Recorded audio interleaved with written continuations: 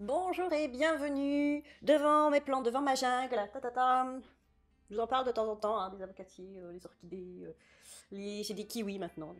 Bref, je ne suis pas là pour vous montrer mes plantes, je suis là pour vous montrer le livre que j'ai choisi d'offrir à la personne qui a remporté le concours, on fête les 5 ans de la chaîne, Victoria Briand. Bravo encore à elle et bravo et merci à toutes celles et tous ceux qui ont participé au concours, ça m'a fait super plaisir. Voilà, on va passer tout de suite aux choses sérieuses. Donc Victoria, si tu ne veux pas savoir quel livre je vais t'envoyer, tu ne regardes pas cette vidéo. Mais je vais expliquer un petit peu mes choix. Voilà comment j'ai procédé avec toutes les, toutes les informations que j'avais eues en commentaire sur les livres proposés. Pourquoi j'ai choisi celui-là? Alors au départ, je voulais m'orienter plutôt vers un classique. Je vais vous rappeler ce que Victoria m'avait mis comme livre, comme proposition en commentaire, les nouvelles de Camus. Ligne de faille, alors je ne connaissais pas Ligne de faille comme ouvrage. L'autrice c'est Kathleen Hudson. Je vous remettrai le nom de l'autrice en bas. Ne tirez pas sur l'oiseau moqueur de Harper Lee et les écrits des sœurs Brontë en général. Donc il y en a deux qui sont principalement connus. Donc il y a Léo de Hurlevent, Jane Eyre. Voilà. Donc, je vais vous montrer tout de suite le livre que j'ai choisi. Donc, comme je vous disais, j'étais partie sur un livre un petit peu, peut-être un peu plus ancien ou plus considéré comme classique. Et puis, il se trouve que j'ai lu il y a assez récemment un livre qui avait des similitudes, c'est pas vraiment des similitudes, mais des choses qu'on retrouvait un petit peu dans chacun de ces livres-là, enfin de toutes les œuvres citées là.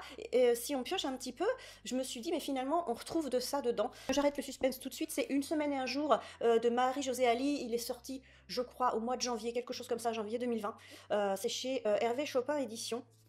Et je vais vous dire pourquoi j'ai choisi celui-ci. Plutôt qu'un livre plus ancien, j'avais pensé à du Toni Morrison aussi, j'avais pensé à plusieurs autres livres comme ça, mais finalement, et comme celui-là en plus il est frais dans ma mémoire, hein, c'est ça aussi, ça m'a un peu sauté aux yeux finalement, à force de voir, de lire tout ce que m'avait proposé entre guillemets Victoria. Donc déjà je vais vous parler un petit peu de ce livre-là et ensuite on verra les rapports. Donc ce livre-là, il y a deux histoires parallèles entre guillemets. Il y en a une qui se passe juste avant la Révolution. C'est une jeune fille qui vient à Paris avec son père. Elle habitait dans les îles avant. Son père avait une exploitation et ils viennent parce que les affaires ne vont pas très bien, hein. Avant la Révolution, c'est un petit peu compliqué. Donc ils laissent femme et enfants, mère et frère sur les îles. Alors je ne crois pas que ce soit dit explicitement quelle île c'est. Mais ils viennent à Paris et donc la jeune fille qui s'appelle Céleste va découvrir un peu la vie parisienne avant la Révolution. C'est pas forcément ce qu'elle imaginait. Et alors ça on le sait, elle a un journal, Céleste, elle a un journal dans lequel elle écrit, sa mère lui a offert avant de partir.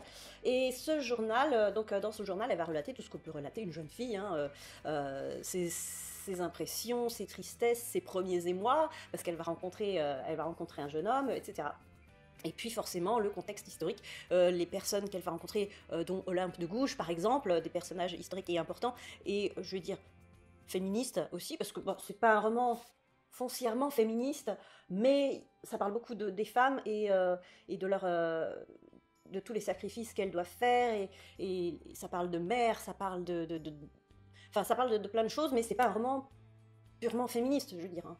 Donc ce journal a traversé les âges, et une jeune femme, hein, dans notre monde contemporain à nous, notre monde présent, on va dire, qui s'appelle Soraya, découvre ce journal chez une grand-mère, je crois, qui vient de décéder. Donc ce journal, c'est très certainement celui d'une ancêtre à elle, et elle va découvrir petit à petit ce journal. Qu'est-ce qui se passe avec Soraya? On ne sait pas.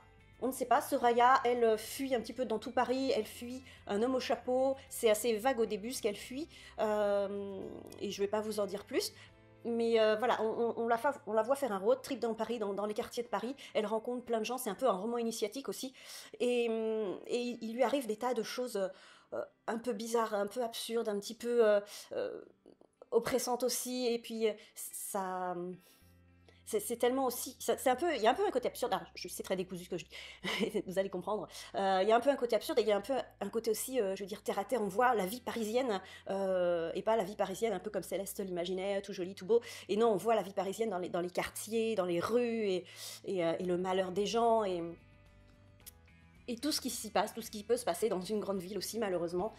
je peux pas en dire trop, mais voilà, vous comprenez un petit peu, si vous habitez dans une grande ville, voilà, c'est pas forcément les grands hôtels, les grands bâtiments, le tourisme et tout ça, non, hein, c'est la vie parisienne, c'est la grisaille, c'est la pauvreté parfois, c'est... Voilà, c'est ça, et à travers le road trip parisien de Soraya, on voit ça aussi. Donc en parallèle, la vie de ces deux jeunes femmes, une un peu avant la Révolution, une actuellement dans Paris aussi. Et voilà, et Paris est un peu mis en... On voit cette ville de deux façons différentes et on se dit qu'à chaque fois elle traverse des choses assez horribles. Euh, bon, je peux pas en dire trop. Donc pourquoi j'ai choisi ce livre pour Victoria, qui a gagné le concours. Alors Camus, j'ai pris des petites notes et j'ai soif. Donc les nouvelles de Camus, attention. Donc Camus, il contestait un petit peu les inégalités, et on retrouve ça aussi dans les deux histoires, on retrouve ça. Et il y a aussi un côté absurde chez Camus, qu'on peut retrouver ici dans certaines parties de l'histoire, surtout l'histoire contemporaine. Mais là, on va se plonger un petit peu dans les nouvelles. Donc par exemple, il y a un recueil de nouvelles qui s'appelle L'exil et le royaume, où il y a vraiment beaucoup de nouvelles dedans. Et les choses qui correspondent avec ce livre, c'est qu'on ressent un sentiment d'insatisfaction des personnages. Les personnages sont toujours en quête de quelque chose et ils n'arrivent pas forcément à l'atteindre. C'est quelque chose d'inaccessible, il y a une attente qui n'arrive pas. Enfin, on ressent bien cette instabilité des personnages dans leurs sentiments, dans leurs attentes. Ils vont vers quelque chose, ils ne savent pas vers quoi finalement. Et ils ont une certaine difficulté à donner un sens à leur vie, en tout cas à l'instant où on les croise.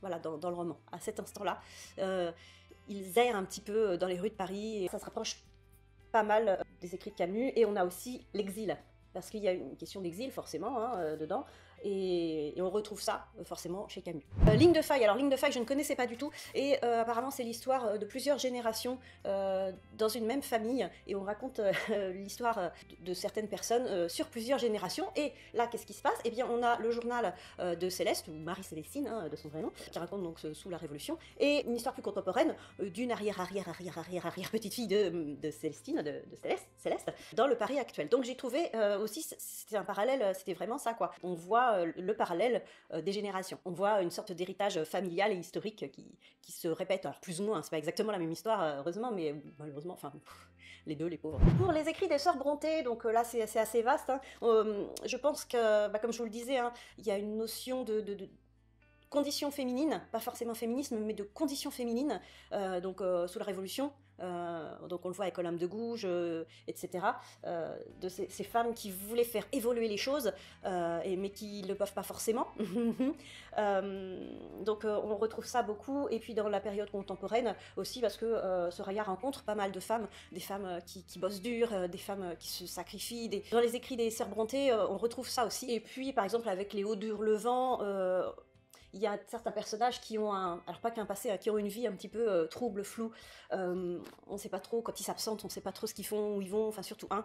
Voilà, donc il y a aussi ce côté un petit peu mystérieux dans ce sens-là. Il y a des choses qui restent floues, et au-delà d'un certain horizon, on ne sait pas trop ce qui se passe.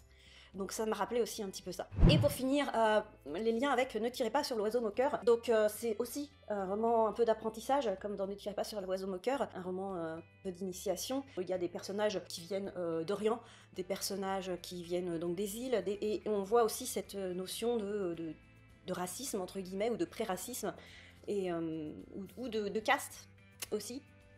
Et donc c'est un peu ça qu'on retrouve aussi dans Ne tirez pas sur l'oiseau moqueur, même s'il y a une histoire de procès, de meurtre et d'injustice qu'on retrouve pas forcément là-dedans. Il y a aussi cette notion de différence de couleur de peau qui fait qu'on n'est pas forcément admis dans le même monde que les autres. Voilà, donc c'est pour ça que je me suis dit que ce livre-là, ça pouvait... Alors c'est pas garanti que ça plaise à Victoria, que ça te plaise, je sais pas si tu as regardé la vidéo, c'est pas garanti que ça te plaise, mais pour moi il y a des éléments quand même très importants de toutes les œuvres citées, des éléments qu'on retrouve dans ce livre-là, parce que c'est un livre qui relate pas mal d'histoires et qui nous donne des sensations.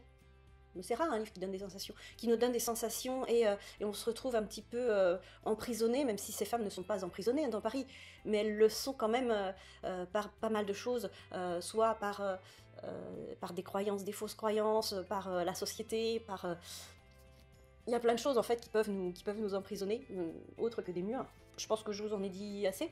Donc Victoria, si tu regardes la vidéo, j'espère que ce livre te plaira, vraiment. Et sur ce, bonne lecture.